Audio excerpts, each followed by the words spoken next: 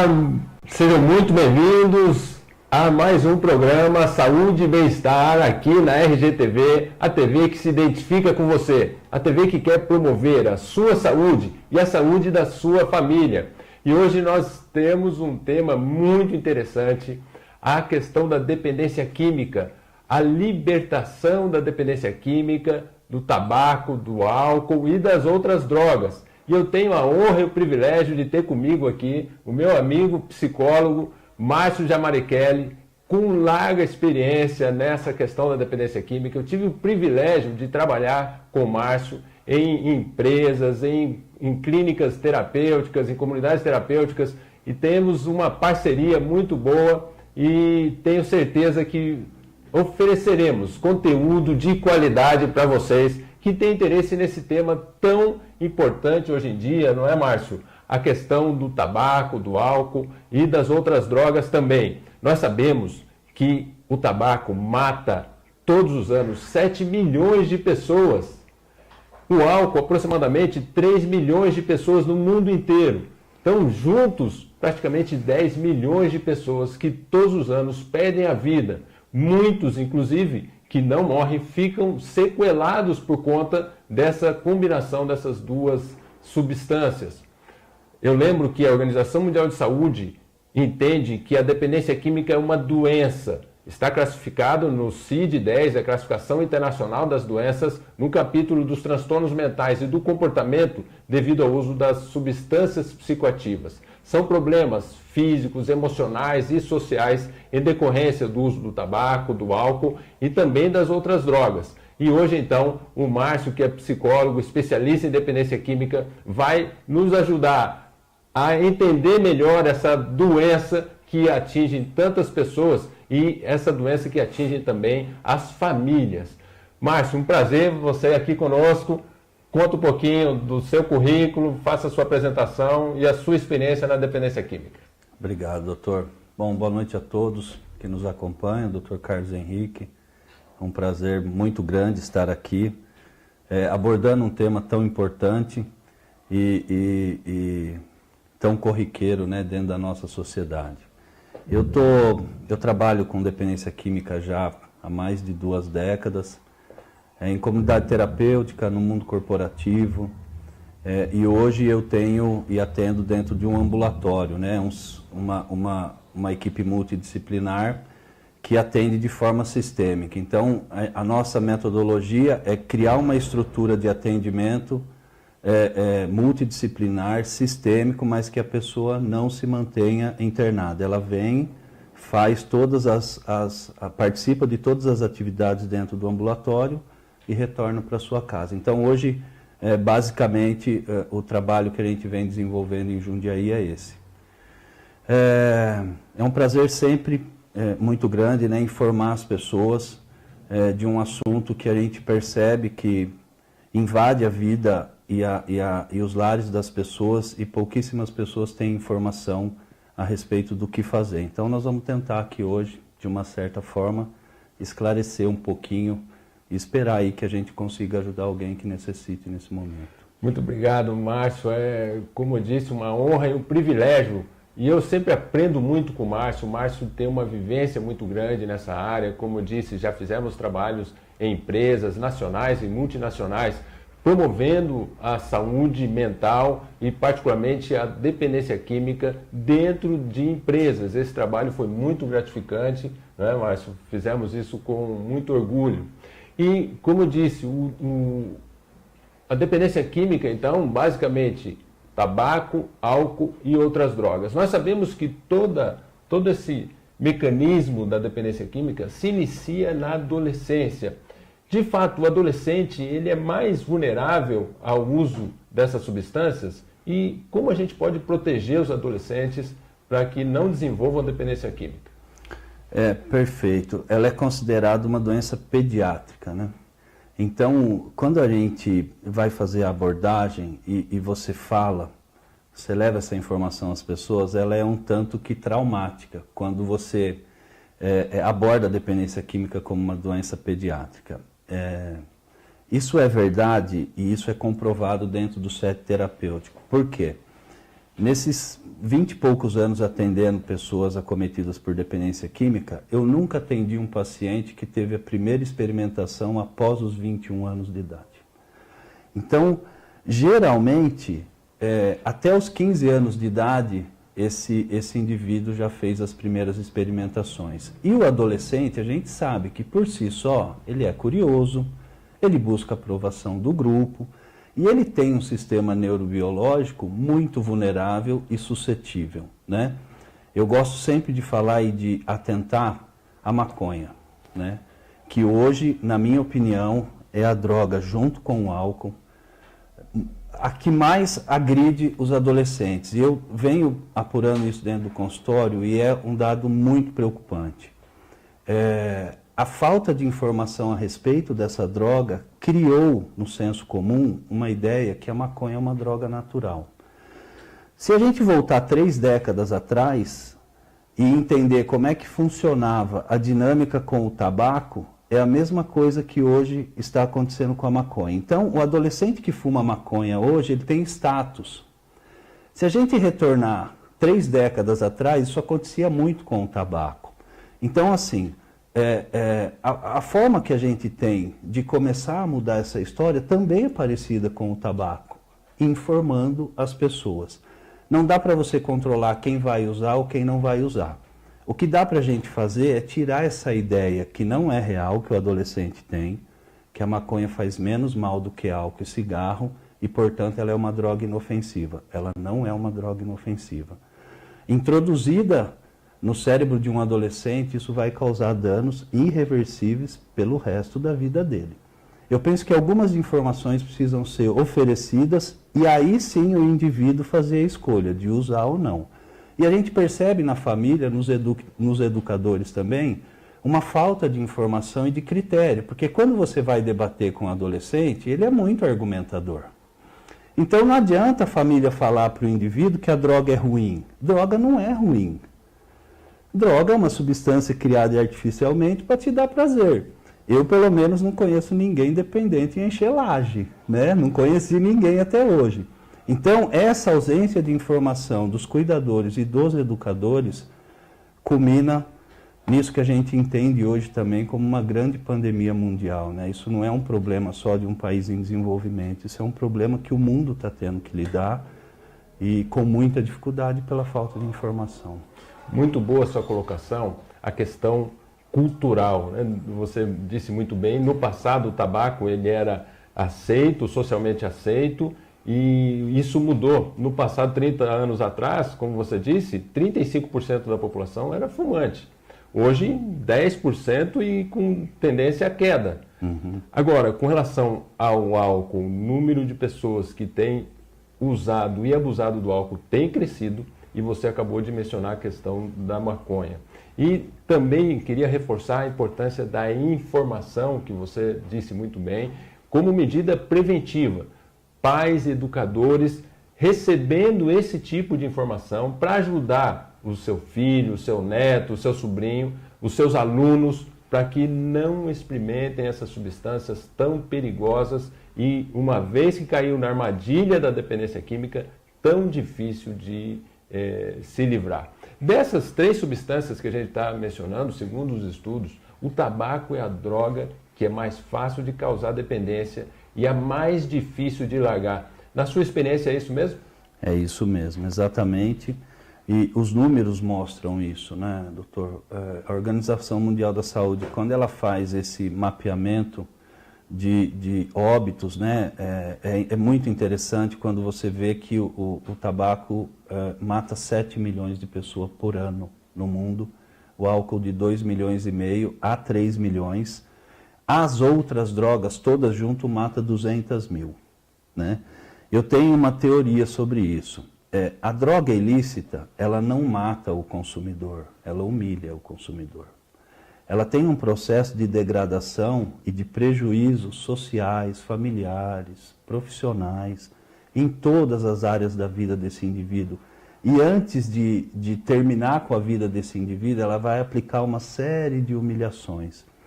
O tabaco, hoje, é uma prova viva de como a informação pode ser importante na condução de uma sociedade, né? Quando se começa todo o programa, eu acredito que a gente tem um dos melhores do mundo hoje, né? Tem coisas boas aqui também que a gente precisa falar. Quando se começa a dar origem e falar de fato, né? Quais eram os malefícios que o cigarro causava, as pessoas começam a ter uma oportunidade diferente de fazer as suas escolhas. Quando a gente vai trabalhar no enfrentamento do tabaco, tudo aquilo que o Dr. Drauzio Varella fala se confirma e é assustador. Quando ele fala que a abstinência do tabaco é comparado à abstinência da heroína. E na prática você observa isso, né? Principalmente em mulher, que ficam mais acometidas ainda, é mais grave a síndrome de abstinência. Nós acompanhamos casos, né, diversos deles. Então, o tabaco é uma droga extremamente perigosa e ela é introduzida, né, entre os adolescentes ainda em forma de paieiro. Tem um tal de paieiro hoje chegando, as narguilerias, né? Então, assim, eles tentam conduzir isso de todas as formas. E a nicotina é uma droga mortal, né? É uma droga, eu costumo dizer que é uma droga poderosa e perigosa.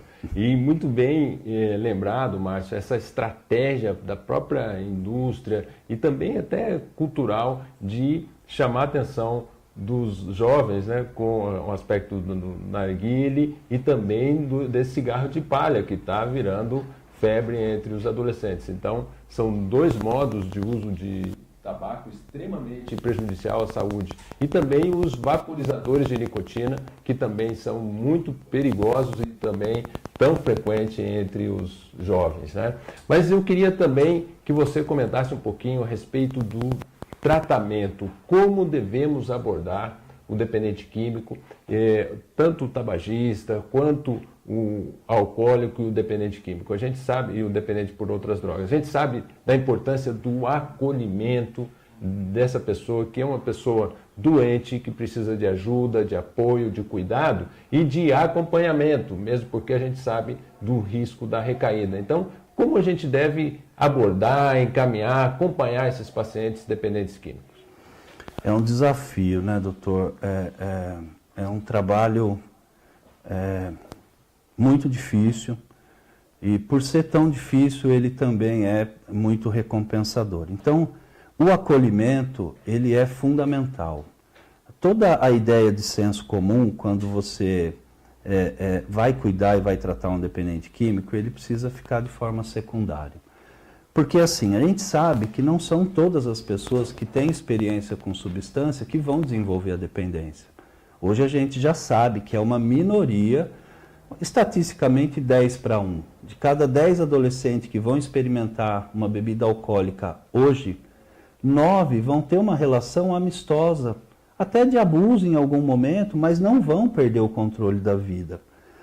1 em 10 vai desenvolver essa patologia, vai causar sérios transtornos aonde ele está, na comunidade que ele vive, na família. E aí acontece algo muito complicado, porque essas 9 pessoas que têm o mesmo comportamento e não perdem o controle, olha para esse indivíduo com um olhar muito pejorativo. Então, quando você vai fazer uma abordagem, você precisa entender aquilo que você está tratando. Então, se a gente entende isso como uma doença, para tratar uma doença eu preciso conhecê-la. E aí a gente consegue ter uma chance de intervenção. O acolhimento e o acompanhamento é fundamental, de forma sistêmica. Porque quando você tem um indivíduo acometido por uso abusivo de substância psicoativa, eu costumo dizer que você tem mais 4 pessoas sofrendo com a codependência. E muitas vezes a gente não tem um olhar para esse contexto. E a chance do tratamento funcionar reduz muito. Então, assim, ele tem que ser de forma acolhedora e sistêmica. Essa é a forma que eu vejo, primariamente, assim, uma forma de intervenção. Perfeito a sua colocação, e eu lembro que a dependência química ela é a doença da negação.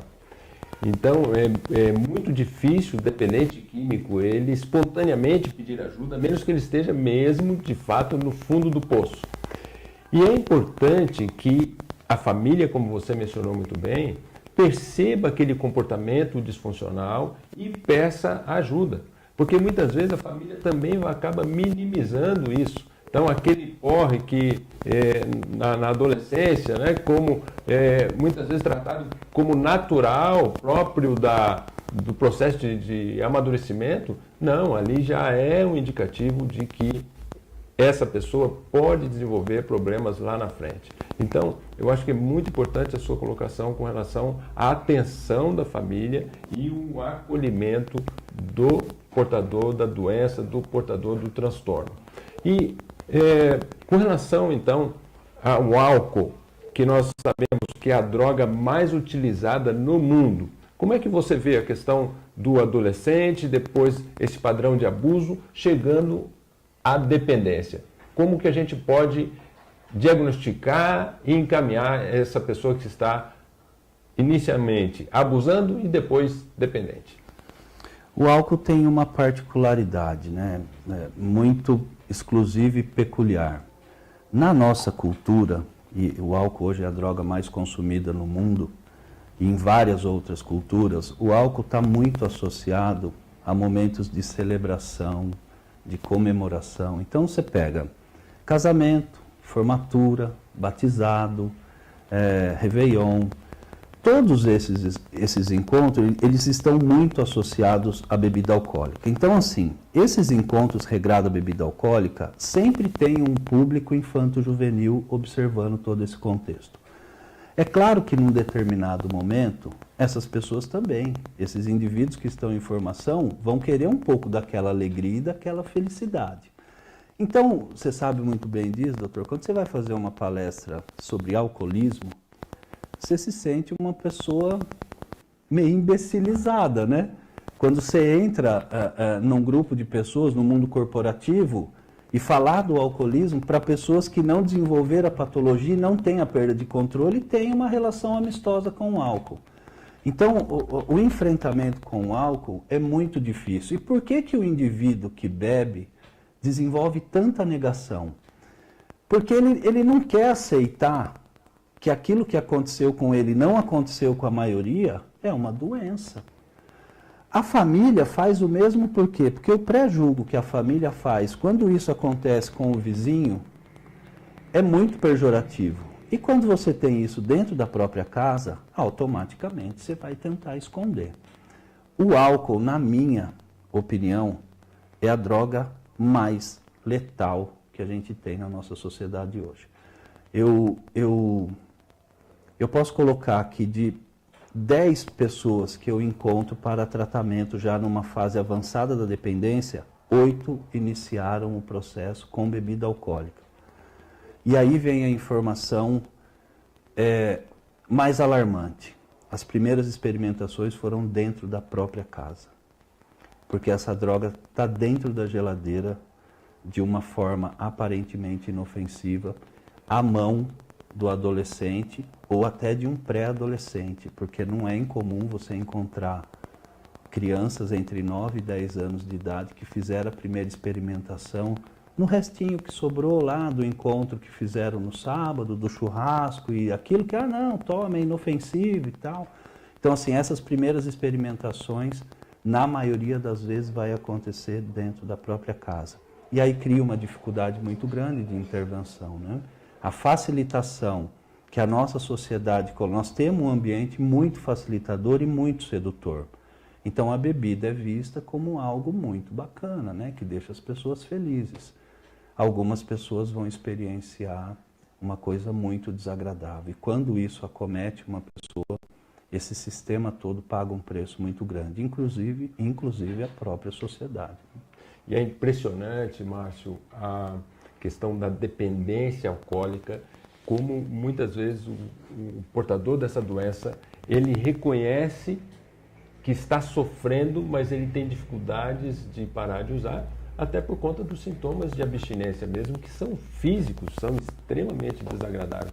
O tabaco tem o sintoma de abstinência bastante importante, mas o álcool, ele inclusive pode levar a um estado de emergência médica, que é o delirium tremens, que precisa de, inclusive, hospitalização muitas vezes. Então, como você disse, no início lá tudo parece que é festa, muito gostoso, a nossa sociedade incentiva o uso, a propaganda é praticamente liberada, mas lá na frente a conta, quando chega, é muito alta.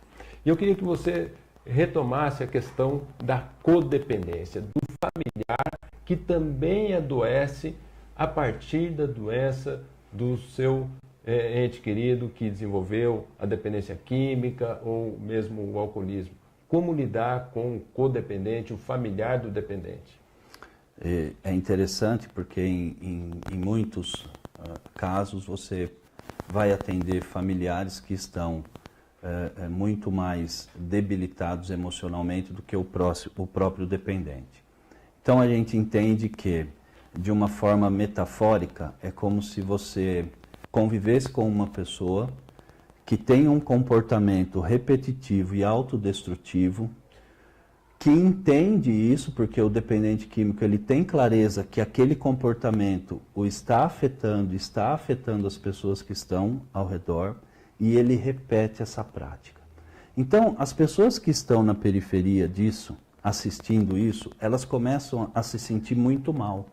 Se você pega marido e esposa, quando você tem o marido, ou a esposa, tanto faz, que tem o problema do alcoolismo, chega um momento que essa esposa começa a pensar que ele gosta mais do álcool do que dela. Isso afeta ela de uma forma, e a gente vai entender que essa codependência ela vai se desenvolver ao longo de 2, 3 décadas. Ela vai conviver disputando com o bar, disputando com as madrugadas, as boemias, né, que vão acompanhando essa perda de controle. E essa incompetência que ela tem de entender aquilo que está acontecendo, a adoece de tal forma que ela começa a ter os mesmos comportamentos do indivíduo que bebe. Então, a codependência talvez seja uma das chaves a serem viradas no processo de intervenção. Eu acho muito difícil você conseguir resgatar e tratar um dependente químico sem tratar esse contexto. Porque as pessoas que estão ao entorno desse indivíduo também precisam compreender essa doença. Nós precisamos tirar o cunho moral que afeta uma pessoa que desenvolve a patologia e colocar a informação correta, porque aí sim essas pessoas vão começar a ter argumentos. Porque não adianta ficar gritando, não adianta trancar o indivíduo, surrar, chamar a polícia. Isso não vai funcionar. Então, e eu conheço casos onde o indivíduo acaba se recuperando e o codependente não consegue se recuperar.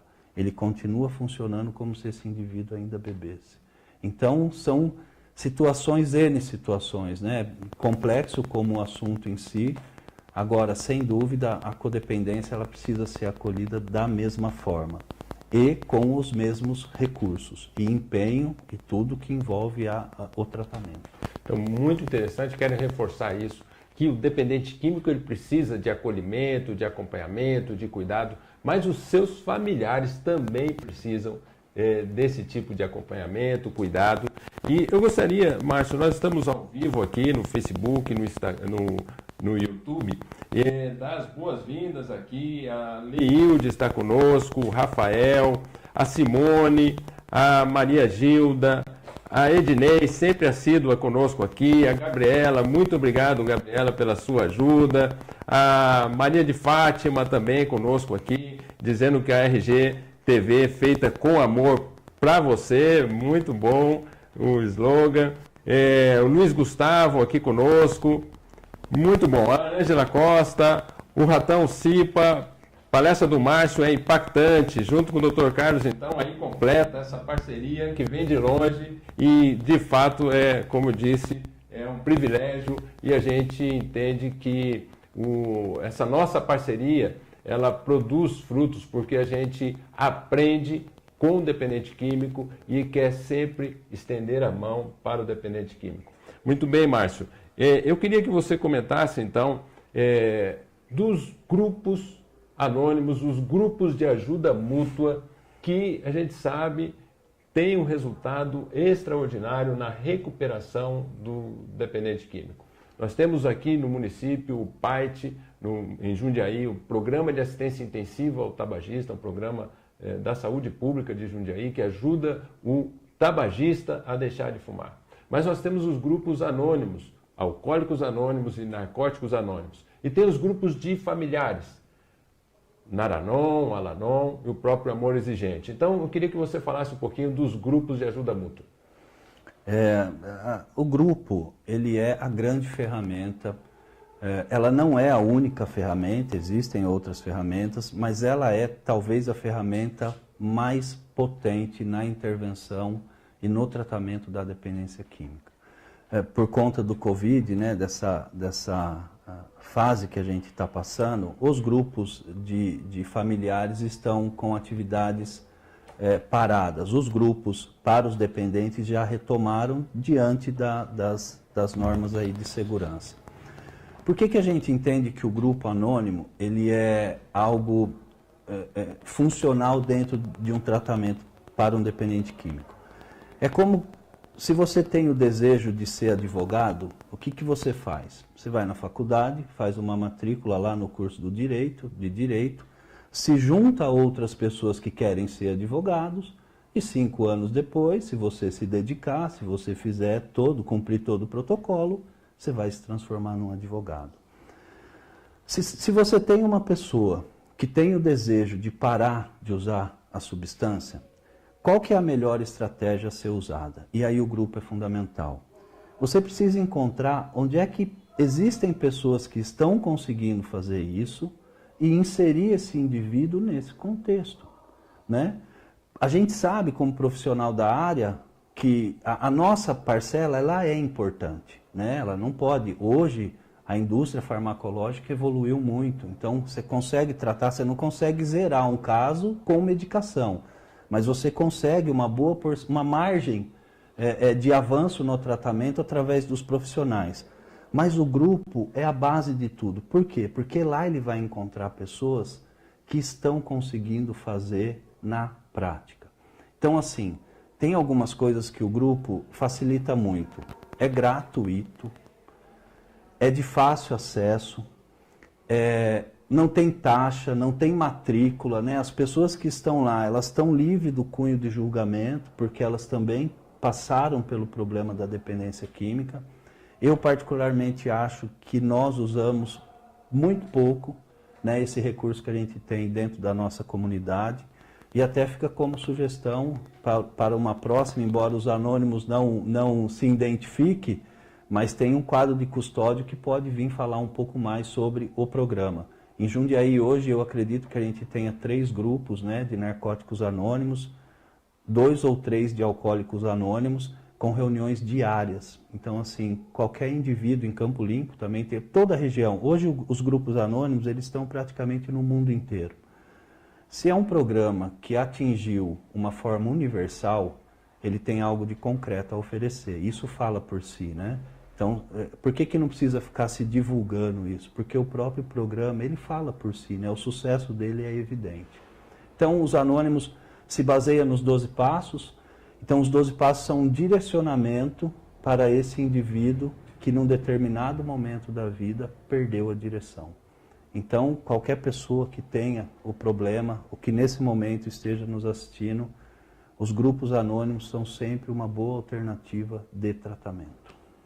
E muito bom você mencionar a importância da equipe multidisciplinar. Então, um psicólogo muito importante, um médico, muitas vezes um medicamento também, o auxílio dos sintomas de abstinência e das comorbidades, aquelas doenças que vêm junto e muito comum, ansiedade, depressão e outros transtornos associados à dependência química, mas o grupo de ajuda mútua, como você disse muito bem, a troca de experiências que é muito rica, mostra uma direção, mostra um caminho. Aliás, quero informar que no dia 27, no sábado, eu estarei no AA da Vila Progresso falando sobre alcoolismo feminino. É um grupo de AA feminino em Jundiaí. Se vocês quiserem mais informações, podem mandar mensagem aqui, a gente vai informando mais sobre essa palestra. Mas eu gostaria de agradecer muito, Márcio, gostaria de passar a palavra para você fazer as suas considerações finais. Sempre aprendo muito com você e eu tenho certeza que quem está nos acompanhando também aprende e aprendeu hoje. Bacana, eu queria agradecer. Você sabe da satisfação que eu tenho de acompanhá-lo. qualquer esforço feito para estar aqui hoje é extremamente recompensado, o quanto que eu admiro todo o trabalho que você faz, né? A gente se conhece há muitos anos e é uma pena, né? O tempo é curto, o assunto tão complexo, mas a gente acredita que nesse pequeno período que a gente teve aqui, a gente conseguiu levar informação para as pessoas. É a grande ferramenta que a gente tem, né? A informação, ele é o grande recurso que a gente tem hoje, não só na intervenção da dependência química, mas em qualquer outro tipo de intervenção. Fico um abraço e me coloco à disposição sempre que necessário. Obrigado. Olha, Márcio, de fato o tempo é escasso e já fica o convite para você voltar para a gente conversar mais sobre esse tema tão importante, tão relevante para a sociedade. Eu agradeço muito a sua presença e você também, particularmente você que nos acompanha. Fico muito honrado e grato pela sua companhia aqui. Um abraço a todos e até a próxima.